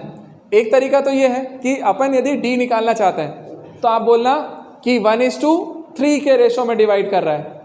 अरे ए और बी बनाए, इधर पूरे को 3 बोल दें, ये 1 है तो 1:3 के रेशो में डिवाइड करने वाला पॉइंट हो जाएगा, है ना। दूसरा तरीका ये भी है, ई निकालने भी जाए तब भी दूसरा तरीका। अब देखो, जब भी इवन नंबर्स में डिवाइड करता है ना तो आपके पास मिड पॉइंट थ्योरम सबसे बेस्ट आंसर होता है। कैसे, सुनो बेटा, यदि मैं ई पॉइंट को देखने जाऊं, ई, क्या ये ई वाला पॉइंट ए और बी का मिड पॉइंट है? क्योंकि ये 2:2 है तो मिड पॉइंट है। आप सीधे मिड पॉइंट थ्योरम लगा लो, आंसर आ जाएगा। क्या लगाएं, x1 + x2/2, y1 + y2/2। तो देख बेटा 2 और 4, तो x1 + x2 मतलब 2 + 4/2 और y1 + y2/2 तो 6 + 8/2। मतलब ये कोऑर्डिनेट निकल के आए ई के तुम्हारे पास 6/2 मतलब 3 और 14/2 मतलब 7, तो 3, 7। तो ई की वैल्यू 3, 7 निकल के आ गई। चलो, ई 3, 7 आया। अब सुनो, अब देखो यदि ये E3,7 आ गया तुम्हारे पास, मैं यहाँ लिख देता हूँ, क्या E और A का मिड पॉइंट है D? तो यहाँ पे गए, नीचे लिखता हूँ मैं। अब इन दोनों के मिड पॉइंट से ये निकाल लो, x1 प्लस x2, तो बेटा 2 प्लस 3/2 और 6 प्लस 7/2। तो यदि मैं यहाँ से निकालने जाऊँ तो यहाँ से D के कोऑर्डिनेट्स आएंगे 5/2, 13/2। आपका ये आंसर निकल का है, ठीक है, चलेगा। अब ये आपका ये आया। अगला वाला F देखने जाए तो देख बेटा, F जो है वो E और B का मिड पॉइंट है। अब E और B का मिड पॉइंट है तो देखो मैं F को यहाँ पे लिख देता हूँ। कैसे लिखना चाहिए? x1 प्लस x2, तो 3 प्लस 4/2, y1 प्लस y2, तो 7 प्लस 8/2। और यहाँ से ये आपने F निकाला था, तो F के कोऑर्डिनेट्स आ गए 7/2, 15/2। तो देखो आपके पास सारे कोऑर्डिनेट्स निकल के आ गए तीनों। तो ये ज़्यादा इजी पड़ा उस मेथड से, लेकिन कब लगेगा? जब आपको सोचना पड़ेगा कि मिड पॉइंट एक्चुअल में हो। नहीं तो ऐसा नहीं है कि मिड पॉइंट नहीं है और तुमने लगा दिया तो गलत हो जाएगा। तो दिमाग में याद रखना, मैंने दोनों बता दिए, 3 सेक्शन वाले भी बता दिए, 4 वाले भी बता दिए, ऑड वाले भी और इवन वाले भी। तो दोनों तरीके में अपने इस तरीके से जाएंगे आंसर निकाल लें। इसको नोट करो, फिर अगला कॉन्सेप्ट समझाते हैं इसी सेक्शन फॉर्मूले पे। देखो बेटा ध्यान देना, इसके बाद में अब आपको एक मिड पॉइंट थ्योरम पर बेस्ड एक प्रॉब्लम बताता हूँ जो एग्जाम्स में पूछे जाते हैं, ध्यान से समझना। और एक्चुअल में देखा जाए तो मैं उसी को मिड पॉइंट थ्योरम बोलता हूँ, बाकी सब तो ऐसे माया है। ध्यान से देखो, सुनो बेटा, यदि कभी भी सुनिएगा, मान लो मैंने एक प्रॉब्लम दिया तुम्हें, प्रॉब्लम ऐसा देता हूँ कि यार एक पॉइंट है, उसके कोऑर्डिनेट 3,-4 हैं। दूसरा B का कोऑर्डिनेट मैंने बोला कि तुम बताओ मुझे क्या आएगा, और मैंने एक चीज़ बोला कि यार इसका जो मिड पॉइंट है ना वो 4,-7 है। अब सुनो ध्यान से, ध्यान देना, हम क्या बोलते हैं, A के कोऑर्डिनेट्स 3,-4, मिड पॉइंट दे दिया, आपसे दूसरा वाला पूछा है। एक पहले मैं सिंपल तरीके से बताता हूँ कि एग्जाम में करना कैसे, फिर मैं आपको मेरा वाला ट्रिक बताता हूँ जिससे अपन निकालेंगे। क्या? देखो, इसको मान ले बेटा x, y। मैंने क्या मान लिया? x, y जो पॉइंट निकालना है। अब एक चीज सोचो, A और B का मिड पॉइंट है M, तो यदि मैं मिड पॉइंट थ्योरम से निकालने जाऊं M को, मिड पॉइंट थ्योरम से, तो बेटा इन दोनों से अपन मिड पॉइंट कैसे निकालेंगे? तो हम बोलेंगे x1 प्लस x2/2, ये x1 ये x2/2 करेंगे तब जाकर के मिड पॉइंट आता M। फिर y1 प्लस y2/2 करेंगे तो y आएगा। मतलब मिड पॉइंट थ्योरम से निकालते तो इस तरीके से निकलता। लेकिन आप एक चीज़ याद करो, क्या यही M के कोऑर्डिनेट्स उसने मुझे 4,-7 दे के रखे? तो मैंने पहले उसको मेरे फॉर्मूले से निकाला, और फॉर्मूले से निकालने के बाद हमने कंपेयर कर दिया कि हमने जो x निकाला था वो हमारा कितना था सर? 3 + x/2। अरे पॉइंट तो एक ही है ना, किसी भी फॉर्मूले से निकले पॉइंट तो एक ही रहेगा। तो उस पॉइंट का x कोऑर्डिनेट कितना था? 4। तो हम इससे भी निकालेंगे तो भी कितना आएगा? 4 ही आएगा ना। तो हमने उससे कंपेयर कर दिया, मतलब इस दोनों पे मिड पॉइंट थ्योरम लगा के इस वाले पॉइंट को कंपेयर कर दो। तो हम यदि सॉल्व करेंगे तो कितना आएगा बेटा? 3 + x = 8, तो x = 5 माइनस किया। अच्छा इसी तरीके से देखो, यदि मैं y वाले की बात कर रहा हूँ तो -4 + y/2 जो है ये पूरा, ये y कोऑर्डिनेट है और y की वैल्यू कितनी है मेरे लिए? -7। तो मैंने इसको -7 से कंपेयर किया। -4 + y = y -14, तो y = हो जाएगा -14 + 4, तो y की वैल्यू आई -10। तो अपने पास x5 आया, y की वैल्यू आई -10, x5 y -10। तो इस पॉइंट के कोऑर्डिनेट्स निकल के आए सर 5, -10। अब देखो ये मैंने एक तरीका दे दिया तुम्हें, है ना, जैसे करा जाता है। मेन बेसिक तरीका यही होता है करने का। इसी चीज़ को करके मैं एक फॉर्मूला बना करके तुम्हें डायरेक्ट बोल रहा हूँ, डायरेक्ट याद रखो। कैसे? ध्यान से सुनो। मान ले बेटा एक पॉइंट A के कोऑर्डिनेट्स मैंने x1, y1 दे दिए। मैंने बोला B के कोऑर्डिनेट्स निकालो और मिड पॉइंट के कोऑर्डिनेट्स भी दे देता हूँ मैं, अल्फा, बीटा। अब सुनो ध्यान से समझना मेरी बात, ध्यान से समझना बेटा। ए के कोऑर्डिनेट्स x1 y1 दिए हुए हैं, मिड पॉइंट के कोऑर्डिनेट्स भी मैंने अल्फा बीटा दे दिए, मतलब ये दोनों चीज़ें गिवन है। आपको तीसरा निकालना है कि इसका फॉर्मूला क्या लिखूं, ठीक है। अब याद रखो, सुनो ध्यान देना, मेरा तरीका याद रखो, तुरंत आंसर आएगा। मिड पॉइंट पे हम क्या लिखते हैं याद है, x1 + x2 / 2 ना, अपॉन में। तो यहाँ पे याद रखना बेटा एक चीज़, पहले तो ये दोनों के x मिल करके इसका x देंगे, दोनों के y मिल करके इसका y देंगे। तो हम क्या करते हैं, ध्यान से सुनना, सबसे पहले मिड पॉइंट का जो x होना उसको डबल कर दो। मिड पॉइंट वाले x को डबल करा तो अल्फा को डबल किया तो क्या बन गया होगा 2 अल्फा, और फिर उसमें से इसके x को माइनस कर दो तो 2 अल्फा - x1। फिर y निकालना है तो y वाले को डबल करो तो बीटा को डबल किया तो 2 बीटा, फिर माइनस कर देंगे इसके y को। तो बस ये आपका डायरेक्ट आंसर देगा। कैसे बेटा, ध्यान से सुनो, मिड पॉइंट वाले को डबल करो, उसमें से जो दिया हुआ ना उसके वाले को माइनस करो, x के टाइम पे x को, y के टाइम पे y को। जैसे एग्जांपल देखो, ध्यान देना, यहाँ पे यदि हम लिखने के लिए जाएं तो क्या बोलेंगे बेटा बताओ, डबल करेंगे। इसी को मैं इस मेथड से निकाल रहा हूं, तो देखो ध्यान से, मैंने 5 कॉमा लिखा, देखो 4 को डबल करो x वाले को, तो 4 को डबल किया तो 8, फिर माइनस किया क्या x को, तो 8 - 3। फिर अगली बार में y को डबल करो तो -14, फिर माइनस किया, अब y को माइनस करेंगे तो माइनस और माइनस +4, ये आपका आंसर आ गया ना। देखो 8 - 3 मतलब 5, -14 + 4 मतलब -10। तो जो चीज़ आप इतना सारा कैलकुलेशन करके लाओगे उसको आप देखते से निकाल के दे दोगे, चलेगा। तो आपके पास ये एक मेन मिड पॉइंट थ्योरम होता है जिसका यूज़ करो और बहुत अच्छे अच्छे क्वेश्चंस सॉल्व होंगे। अब एक बार इसको नोट करो, तो मैं एक प्रॉब्लम बताता हूँ जो एग्जाम में पूछा जाता है और उस पर हम इससे करके बताएंगे आपको। अब देखो बेटा ध्यान देना, ये एक प्रॉब्लम आपसे पूछा जाता है कई बार, आपसे बोलता है एक ट्राइंगल है ABC, ध्यान देना मेथड आपको समझ में आ जाएगा ये वाला अच्छे से। एक ट्राइंगल दिया हुआ है ABC, आपको A, B और C वर्टेक्स के वर्टाइसेस फाइंड करना है, ABC के वर्टाइसेस फाइंड करना है, और आपको उनके मिड पॉइंट्स के वर्टेक्स दिए हुए हैं। मतलब जो D है वो BC का मिड पॉइंट है, E जो है वो AC का मिड पॉइंट है, F जो है वो AB का मिड पॉइंट है। ये प्रॉब्लम में दिया हुआ है कि वो मिड पॉइंट्स हैं, तो अपन कैसे निकालें। तो देखो बेटा एक तरीका बताता हूँ जो बच्चे करते हैं, इवन टीचर्स भी करवाते हैं। क्या, इसको x1 y1 बोला, इसको x2 y2 बोला, इसको x3 y3, फिर ये 3 इक्वेशंस आ गई। फिर यहाँ पे जाकर के मिड पॉइंट थ्योरम लगाएंगे तो क्या बोलेंगे, x1 + x2 / 2 = 4, y1 + y2 / 2 = -6। इसी तरीके से फिर 2 बार यहाँ पे 2 बार यहाँ पे, तो टोटल 6 इक्वेशंस बनती हैं। उन 6 इक्वेशंस को सॉल्व करोगे, फिर जाकर के आंसर लाओगे बड़ा सा। मैं सजेस्ट करता हूँ ध्यान से,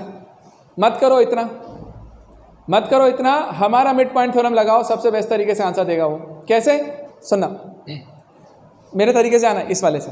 आपको मिड पॉइंट थ्योरम है ना, मैंने बोला है बेटा A को हम थोड़ी देर के लिए मान लेते हैं x1, y1। मान लो A के कोऑर्डिनेट x1, y1 है। अब जरा सोचो, क्या इस AB का मिड पॉइंट है F? तो एक वर्टेक्स पता है x1, y1, मिड पॉइंट भी दिया हुआ है इसका, क्या दूसरा लिख सकते हैं इस मेथड से? हाँ, क्या करेंगे, मिड पॉइंट को डबल करके माइनस, मिड पॉइंट को डबल करके माइनस। तो करो बेटा, देखो ध्यान से, यहाँ पे मिड पॉइंट 4 है, तो 4 को डबल किया तो कितना हो गया होगा 8, और माइनस करेंगे x1, तो 8 - x1 पहला कोऑर्डिनेट आया। इसको डबल करो तो -6 को डबल करेंगे तो -12, और y1 को माइनस करना तो -y1। तो ये मेरे कोऑर्डिनेट्स आ गए B के। सेम तरीके से C पे जाओ, C के कोऑर्डिनेट्स निकालते समय क्या सोचें, देखो AC का मिड पॉइंट E है, तो यदि मैं E को डबल करके ये माइनस कर दूं तो भी निकलेगा। मैंने 2 को डबल किया 4, माइनस किया x1, तो 4 - x1। अच्छा, y को डबल किया, 4 को डबल किया तो 8 - y1। तो बेटा देख, आपके पास A, B और C तीनों आ गए, हमने तीनों कोऑर्डिनेट्स लिख लिए। अब सुनो मेरी बात ध्यान से, टाइम बचाने का। क्या, देखो ना एक चीज, आपने AB साइड पे जाकर के मिड पॉइंट थ्योरम लगा दिया ना एक बार, अरे लगाया तभी तो लिखा ये, अरे उसी की हेल्प से लिखा है। AC पर भी आपने मिड पॉइंट थ्योरम की हेल्प से ही लिखा है। तो इन दोनों साइड को छोड़ दो, इन दोनों साइड को छोड़ दो। एक साइड है जहां पर हमने अभी मिड पॉइंट थ्योरम नहीं लगाया है, वो कौन सा है? थर्ड वाला BC। चलेगा? तो अब आप BC पे जाकर के मिड पॉइंट थ्योरम लगाओ। क्या बोलते हैं मिड पॉइंट थ्योरम? ध्यान से सुनो। इस पर मिड पॉइंट थ्योरम लगाऊंगा तो मैं बोलूंगा कि B का x कोऑर्डिनेट प्लस C का x दोनों को ऐड करके डिवाइड बाय 2 करेंगे तो इसका x आएगा। अरे यार x1 प्लस x2 बाय 2 करेंगे तो ये, y1 प्लस y2 बाय 2 करेंगे तो ये। तो बेटा x1 मतलब कौन? देखो मेरे पास अब है 8 माइनस x1, ये पूरा x हो गया इसका। अरे इसका x यही है, इसका x कौन है? प्लस 4 माइनस x1 बाय 2 किया। सोचो ना, ये x1 प्लस x2 बाय 2 किया तो क्या मिलेगा? मिड पॉइंट उसका x। तो वैल्यू कितनी आ रही है? -1। तो इसको पूरे को हमने क्या लिख दिया? -1। अब इसको सॉल्व कर लो। इक्वेशन है बेटा 8 plus 4 12, x1 minus x1 minus 2x1, और ये 2 इधर मल्टीप्लाई होगा तो ये हो जाएगा -2। इसको इधर ट्रांसफर कर देना तो ये 12, 2 को इधर ले आओ तो +2, ये इधर चला जाएगा 2x1। ये बना 14 इक्वल टू 2x1, तो x1 इक्वल टू 7। अब देखो x1 की वैल्यू 7 यहाँ से निकली। इसी तरीके से आप y वाले पे लगा दो और y की वैल्यू निकाल लो। ध्यान देना, मैं यहाँ कर रहा हूँ, ध्यान देना थोड़ा सा कैमरे को इधर से, ठीक है? देखो ध्यान से, इस वाले पे लगाओ, y वाले पे। y वाले पे लगाने के लिए जाएंगे तो क्या करेंगे? देखो ये y1 प्लस y2, तो मैंने लिखा -12 माइनस y1 प्लस y2 के प्लेस पे बेटा 8 माइनस y1 और बाय 2 किया तो क्या मिलेगा? इसका y कोऑर्डिनेट मतलब 3, तो हमने 3 लिख दिया। अब सॉल्व करिए, ये -12 और 8 मिलकर के कितना हो जाएगा? -4 minus y1 minus 2y1, 2 multiply होगा तो 2 इंटू 3 6। बेटा इसको उधर ले जाओ तो -2y1 इक्वल टू 6 प्लस 4, तो बना -2y1 equal to 10, y1 equal to -2 से डिवाइड करेंगे तो -5। तो बेटा y1 की वैल्यू आ गई -5। अब सुनो, y1 तुम्हारा -5 आ गया, x1 तुम्हारा 7 आ गया, तुम्हारे फर्स्ट पॉइंट के कोऑर्डिनेट्स आ गए a के। मैं यहाँ पे लिखता हूँ सीधे सीधे, देखना ऊपर लिख दूँ, दिख जाएगा। बेटा a के कोऑर्डिनेट्स तुम्हारे लिए क्या निकले? x1, y1, तो 7, -5। बेटा b के कोऑर्डिनेट्स देखो आप ध्यान से, b क्या था? 8 माइनस x1, x1 की वैल्यू रखो 7, तो 8 माइनस 7, 8 माइनस 7 मतलब 1, तो मतलब ये आ गया 1, y1 क्या? तो y क्या था? 12 माइनस 12 माइनस y1, तो बेटा -12 और y1 की वैल्यू भी -5 है, तो माइनस माइनस +5, तो -12 + 5 मिलके -7, तो मैंने बोला 1, -7 आ गया। अच्छा c के कोऑर्डिनेट्स देखो, c में 4 माइनस x1 था, 4 माइनस x1, x1 की वैल्यू 7 है, तो 4 माइनस 7 मतलब -3, और y1 के प्लेस पे -5 रखेंगे तो 8 माइनस माइनस +5, 8 + 5 13। तो यहाँ से आपके तीनों कोऑर्डिनेट्स निकल के आ गए ABC। और देखो हेल्प क्या मिली मालूम तुम्हें? हेल्प क्या मिली कि मैंने सिर्फ एक को वेरिएबल माना x1 y1, और एक x1 y1 निकालने से मेरे दोनों वर्टेक्स खुद ब खुद निकल आए। तो ये ज़्यादा अच्छा होता है ना कि जब हम सिर्फ 2 वेरिएबल में डील कर रहे हैं। यदि आप इसको x1 y1, इसको x2 y2, इसको x3 y3 बोलते हैं तो आपके पास 6 वेरिएबल आते हैं, आपको 6 वेरिएबल फाइंड करना है। यहाँ पे सिर्फ 2 निकालो, 2 से बाकी सारे निकल आएंगे। चलेगा? तो ये मेरा तरीका है, इस तरीके पे जाओ, अच्छे से आंसर आएंगे, तुरंत जल्दी जल्दी आंसर आएंगे। ठीक है? मतलब मैं ये बोलूँगा कि यदि तरीके से तुम क्लास अटेंड कर लो ना ये वाली, और ये आप अप्लाई करना सीख जाओ, तो कोऑर्डिनेट ज्योमेट्री के क्वेश्चंस को तो तुम मतलब विद इन 1 मिनट में तुम देखते से ही कर सकते हो बिना सॉल्व किए ज़्यादातर। नोट करो इसे, एक लास्ट केस बताते हैं, उसके बाद क्लास ख़त्म करेंगे। अब बेटा एक लास्ट फॉर्मूला देखिए, मतलब जिस पे क्वेश्चंस बनते हैं। आपको एक पॉइंट दिया जाता है A, एक प्रॉब्लम्स के थ्रू बताता हूँ, फिर आपको इसका डायरेक्ट फॉर्मूला बताता हूँ। ध्यान, एक पॉइंट दिया तुम्हें -3, -2, एक पॉइंट दिया B 1, -4।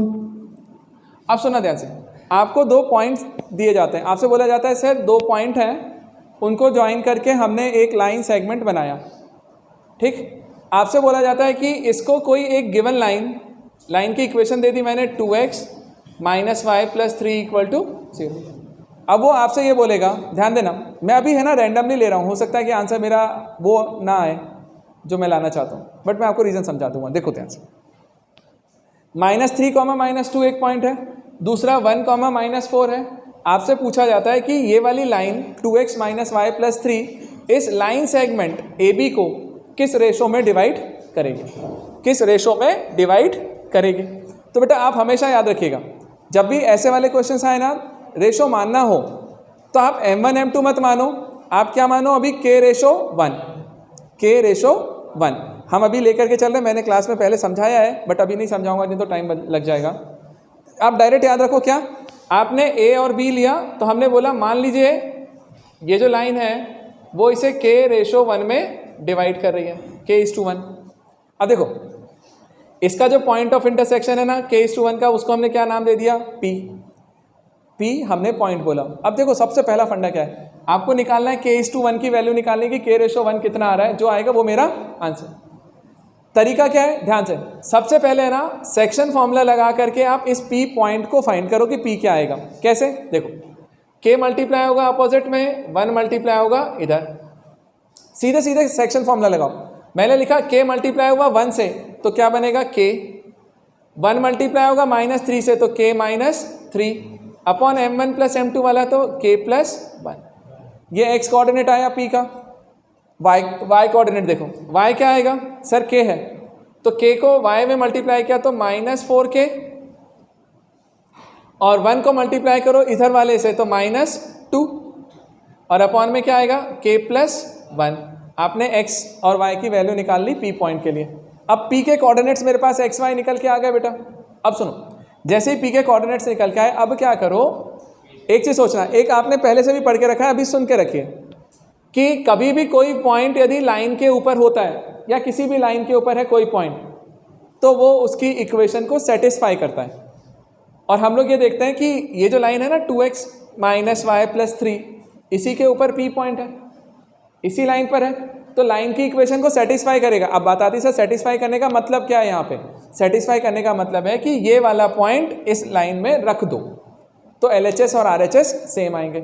मतलब कैसा, देखो सिंपल सा इतना करना है, ये 2 इक्वेशन 2 है, x के प्लेस पे ये वाला x लिखिए, अरे यदि उसके ऊपर है इसीलिए सेटिस्फाई करेगा, तो इसका जो x होगा वो यहाँ पे रख सकते हैं, y रखेंगे यहाँ तो ये आंसर 0 ही देगा। तो आपको क्या करना है, इक्वेशन में x के प्लेस पे रखा K-3 अपॉन K+1, y के प्लेस पे रखा ये वाला y coordinate -4k -2 upon K+1, और लास्ट +3 इक्वल टू 0।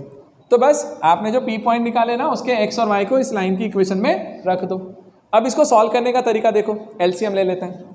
यहाँ पर LCM लिया तो क्या आएगा K+1, बेटा इसके डिवाइड में भी K+1 है तो पूरा ही चला गया, तो सिंपल मल्टीप्लाई करेंगे तो 2k -6 चलेगा। फिर यहाँ भी K+1 से डिवाइड करेंगे तो 1 टाइम जाएगा, तो सिंपल मल्टीप्लाई कर दो, माइनस मल्टीप्लाई करोगे तो माइनस माइनस प्लस 4k और माइनस माइनस प्लस 2। अच्छा लेकिन 3k अपॉन में क्या है 1, तो 1 कितनी बार जाएगा K+1 टाइम्स, तो ये K+1 उससे मल्टीप्लाई हो गया और इक्वल टू में क्या दिया 0 आ गया। बस अब सॉल्व करो ना, ये K+1 तो इधर जा करके 0 हो जाएगा, इधर सॉल्व करो बेटा, 2k + 4k कितना हो गया 6k, ये -6 + 2 मिलके कितना हो गया -4, प्लस इसको सॉल्व किया तो 3k + 3 इक्वल टू 0, तो 6 + 3 9, तो ये 9k बना, -4 + 1 + 3 तो -1 इक्वल टू 0। और जैसे ये निकला ना तो बेटा यहाँ से मैं लिख सकता हूँ 9k = 1, तो k = 1/9, और जो k है वही तो K/1 है, तो K/1 कितना आया 1:9। मतलब ये जो चीज़ है वो उसको किस रेशो में डिवाइड करेगी 1:9 में, तो 1:9। तो बेटा सिंपल सा तरीका बस यही होता है कि कभी भी आपसे ऐसा बोल दे कि ये लाइन उसको किस रेशो में डिवाइड कर रही है, तो आपको क्या करना है, सिंपल से इक्वेशन में जाकर के उस पॉइंट को सेटिस्फाई करो, आपका आंसर निकल के आ जाएगा। क्लियर है, इसे नोट करिए। तो इसमें 2 केस और बताता हूँ जल्दी से। अब बेटा देखिए इधर, इसी प्रॉब्लम में मैं एक और कंडीशन डाल के दे रहा हूँ जो एग्जाम में पूछे जाता है। उसमें क्या, अभी हमने ये इक्वेशन देखा था 2x वाला। अब देखो इसमें एक बार पूछता है वो आपसे, सुनना ध्यान देना, एक पूछता है कि कभी इसी दोनों लाइन सेगमेंट को x एक्सेस, ध्यान से बातें नहीं, x एक्सेस किस रेशो में डिवाइड करेगा। मतलब लाइन की इक्वेशन ना देते हुए अब वो क्या बोल देता है, सिर्फ x एक्सेस किस रेशो में डिवाइड करेगा। अब इक्वेशन नहीं मालूम मुझे, तो देखो सबसे पहला पॉइंट अभी भी वही करना है। क्या बेटा, ध्यान से, a और b दिए हुए, आप k/1 मानो और k/1 मान करके सबसे पहले तो p के कोऑर्डिनेट्स निकाल लो। मैंने p के कोऑर्डिनेट्स निकाले, मैंने वही वाला यूज कर लिया। अभी आपसे बोला x एक्सिस की इक्वेशन क्या होती है, तो मैं बोलता हूँ y = 0। तो अब देखो ऐसे क्वेश्चन में वो x एक्सिस की इक्वेशन देगा नहीं, आपको पता होनी चाहिए। तो मैंने बोला y = 0। अब अपन इस वाले को निकालें और इसको अब क्या करते थे, p वाला पॉइंट जो आता है वो उसकी इक्वेशन को सेटिस्फाई करेगा। तो यहाँ से y = 0 है तो सिर्फ y की वैल्यू है ना, तो y को उठा करके रख दो। मैंने y के कोऑर्डिनेट यहाँ पे रखे तो क्या आएगा बेटा, -4k - 2 और अपॉन में क्या आएगा, k+1 = 0। अरे x है ही नहीं तो जरूरत ही नहीं पड़ी ना। तो मैंने क्या लिखा, -4k - 2 अपॉन k+1 = 0। ये तो इधर चला जाएगा, मिलेगा -4k - 2 = 0। तो बेटा 4k = -2, तो 4k इधर ले लो, -2 सही लिखा और k को डिवाइड कर दो 4 से, तो ये बनेगा -1/2 और -1/2 मतलब k/1 कितना आया, -1/2। मतलब ये -1/2 के रेशो में डिवाइड कर रहा है। अब सुनो मेरी बात एक से, रेशो माइनस में आने का मतलब है वो उसको इंटरनली डिवाइड नहीं कर रहा, वो उसको एक्सटर्नली डिवाइड करेगा। यदि रेशो कभी नेगेटिव आ जाए तो इसका मतलब है कि वो इंटरनली डिवाइड नहीं कर रहा, वो एक्सटर्नली डिवाइड करेगा, मतलब बाहर की तरफ डिवाइड कर रहा होगा। ठीक, तो या तो आप इसका आंसर ये लिख सकते हो कि 1:2 के रेशो में 1:2 के रेशो में एक्सटर्नली डिवाइड कर रहा है, या फिर आप सीधे लिखिए -1/2 के रेशो में डिवाइड कर रहा है। तो दोनों है, डिपेंड करेगा कि प्रॉब्लम जैसा दिया उसके हिसाब से लिखो और आंसर ले आओ, चलेगा। अब ये x एक्सिस वाला था, सेम चीज़ y एक्सिस के लिए, मैं रिपीट नहीं करता, डायरेक्ट बोलता हूँ। यदि y एक्सिस देगा तो आप y एक्सिस के लिए x = 0 इक्वेशन यूज करोगे, y एक्सिस की इक्वेशन x = 0। फिर इसको रखने जाओगे तो सिर्फ x रखोगे, x की वैल्यू कितनी है, k - 3 अपॉन k+1 = 0। ये इधर मल्टीप्लाई हुआ तो k - 3 = 0, तो k की वैल्यू 3, मतलब k/1 कितना आया बेटा, 3:1। मतलब x एक्सिस जो है, x एक्सिस इस लाइन सेगमेंट को 3:1 में डिवाइड कर रहा है और y एक्सिस इसे -1/2 या 1:2 के रेशो में डिवाइड कर रहा है। तो ये बेसिक मेथड था, नोट करो। अब बेटा देखिए, इसी प्रॉब्लम को सॉल्व करने का एक शॉर्टकट बताता हूँ, शॉर्टकट डायरेक्ट बता रहा हूँ, डायरेक्ट याद रखो। सिंपल सुन, आपसे मैंने तीनों केस एक साथ ले लिए, जो अपन ने तीनों करे ना, तीनों को लिखे हैं, एक बार x एक्सिस के लिए, एक बार y के लिए और एक बार इसके लिए। देखो आंसर कैसे लिखना है, ध्यान सुन।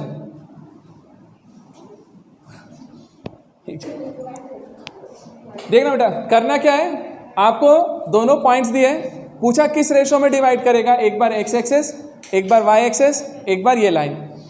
यदि आपसे ऐसा पूछा है, मैंने अभी तीनों करके दिए। अब देखो तरीका देखो शॉर्टकट का। आप यहाँ से बोलो कि k/1 में डिवाइड करेगा, k/1।